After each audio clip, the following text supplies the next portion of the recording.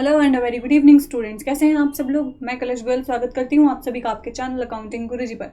Students, आज हम बात करने वाले हैं एक बहुत ही अच्छे से टॉपिक के बारे में, जिसमें मैं आपको ये बताऊंगी कि हम अपने एग्जाम्स को हिंदी में दें या इंग्लिश में दें। वेल, तो सभी स्टूडेंट्स अपने एग्जाम फॉर्म में ऑलरेडी फिल कर चुके होंगे कि वो इंग्लिश में एग्जाम देना चाहते हैं या हिंदी में देना चाहते हैं, लेकिन फिर भी हम सभी के माइंड में ये डाउट रहता है कि which one option is better, हमारे लिए इंग्लिश बेटर रहेगी या हिंदी बेटर रहेगी। हम प्रेजेंटेशन जो देते हैं वो हिंदी में देना बेटर रहेगा या इंग्लिश में देना बेटर रहेगा। तो as a teacher's point of view मैं आपको ये बताना चाहती हूँ कि एक टीचर जब भी आपकी कॉपीज चेक करता है या जब भी आपके जो एग्जाम्स होते हैं एग्जाम शीट को चेक करता है, तो उस टाइम पर टीचर के माइंड में क्या होता है जब वो कॉपी चेक करते हैं हिंदी के लिए और इंग्लिश के लिए, उन सारी बातों के बारे में आज बात करते हैं। लेकिन उससे पहले आप सभी जल्दी से चैनल को सब्सक्राइब कर लीजिए अगर आपने नहीं किया है। बेल आइकॉन पर प्रेस कीजिए जल्दी से, सो दैट कि आपको चैनल से रिलेटेड सभी new updates time to time मिलते रहें। ओके, तो अब बात करते हैं कि एग्जाम हमारा हिंदी में बेटर रहता है या इंग्लिश में बेटर रहता है। देखो, ऑप्शन तो हमारे सामने दो हैं, first is Hindi and the second one is English. हमें डिसाइड करना होता है कि हम बेस्ट किस सब्जेक्ट में, हम हिंदी में बेस्ट हैं या इंग्लिश में बेस्ट हैं।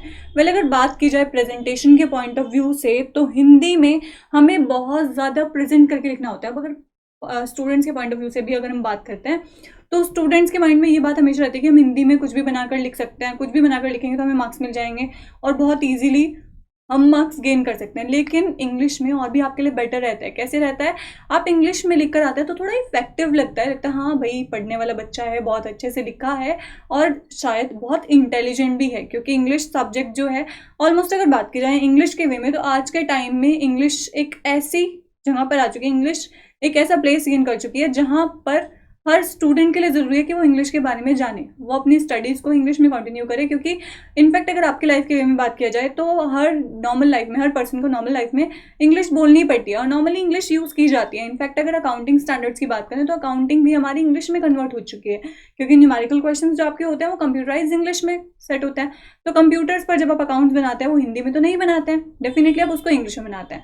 दूसरी बात, एग्जाम के पॉइंट ऑफ व्यू से हिंदी बेटर है या इंग्लिश बेटर है, तो इंग्लिश जो है वो बेटर है। हिंदी भी ठीक है, ऐसी कोई बात नहीं कि आप हिंदी में एग्जाम नहीं दे सकते हैं, लेकिन हिंदी में आपको अपने आंसर को बहुत ज़्यादा अच्छे से प्रेजेंट करना पड़ता है, क्योंकि एग्जामिनर जो होता है, अब हिंदी तो हमारी नॉर्मल बोला जाता है मातृभाषा है, तो हिंदी के बारे में, हिंदी तो सभी जानते हैं। और जब एग्जामिनर हिंदी में आपकी कॉपीज चेक करता है तो एक एक पॉइंट पर ध्यान जाता है, क्योंकि हिंदी तो सब जानते हैं।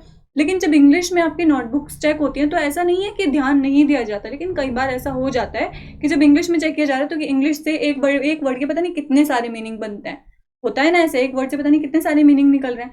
तो कई बार ऐसा हो जाता है एग्जामिनर आपके, अगर कोई बहुत छोटी मोटी ऐसी कोई मिस्टेक भी हो जाती है ना, तो उस पर इतना ज़्यादा ध्यान नहीं जाता। फर्स्ट पॉइंट तो ये, इंग्लिश के लिए ये बेटर है।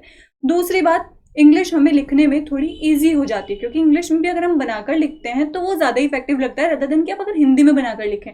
हिंदी में आप बनाकर लिखेंगे उसमें आपको ज़्यादा मार्क्स गेन नहीं होते, लेकिन अगर आप इंग्लिश में बनाकर लिखते हैं, इंग्लिश में अच्छा इफेक्टिवली आप किसी भी चीज़ को लिख देते हैं, तो वो आपके लिए बेटर हो जाता है। आपने देखा होगा नॉर्मली कोई भी बंदा एक हिंदी में बात कर रहा है, वो थोड़ी गाँव वाली लैंग्वेज में या किसी भी लैंग्वेज में, तो उसको इतना ज़्यादा प्रेफर नहीं किया जाएगा। अगर आगे अपने करियर के लिए आप ध्यान दें तो करियर के लिए भी अब हिंदी में एक बंदा बात कर रहा है हिंदी में और नॉर्मल सी अपनी वही वाली हिंदी, और एक पर्सन बात कर रहे हैं इंग्लिश में, थोड़े स्टाइलिश वे में बात कर रहे हैं, तो विच वन इज़ बेटर आप खुद सोच सकते हैं। उस सिचुएशन में जो चेक करने वाला होगा या जो भी आपका इंटरव्यू लेने वाला होगा आगे करियर के लिए, तो उस टाइम पर वो किसको चूज़ करेगा, खुद आप ये बात सोच सकते हैं। दूसरी बात एक और आपको बता दूं, जब भी आप इंग्लिश में एग्जाम्स देते हैं तो इंग्लिश में आपको प्रेजेंटेशन बहुत ज़्यादा हाई लेवल पर रखने की ज़रूरत नहीं होती। आप इंग्लिश में नॉर्मली अपना आंसर अगर लिखते हैं इंग्लिश वे में, उसको बहुत अच्छे से थोड़ा सा एक्सप्रेस कर देते हैं, तो भी आपको बहुत अच्छे मार्क्स मिल जाते हैं। लेकिन हिंदी में आपको प्रेजेंट करना पड़ता है, क्योंकि हिंदी में आप बनाकर तो लिख रहे हैं, वो तो सभी लिख देते हैं, हिंदी की कोई प्रॉब्लम नहीं रहती, नॉर्मली सभी कर देते हैं। लेकिन दूसरी बात यहाँ पर ये आती है, हिंदी में बहुत ज़्यादा आपको प्रेजेंट करना पड़ता है, इनफैक्ट आपको लिखना भी ज़्यादा पड़ता है। लेकिन इंग्लिश में अगर आप कम भी लिखते हैं ना और मीनिंग आपका पूरा निकल रहा है उससे, तो भी आपको मार्क्स मिल जाते हैं। दूसरी बात, हिंदी में करने वाला जो भी स्टूडेंट होगा, हिंदी पढ़ने वाला और हिंदी लिखने वाला जो भी स्टूडेंट होगा, वो इंग्लिश में उस चीज़ को लिख सकता है।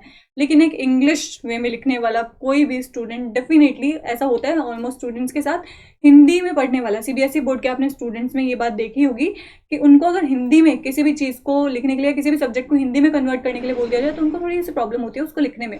ओके, तो इंग्लिश वालों को हिंदी में थोड़ा सा दिक्कत हो जाती है, लेकिन हिंदी वाले इंग्लिश में लिख सकते हैं।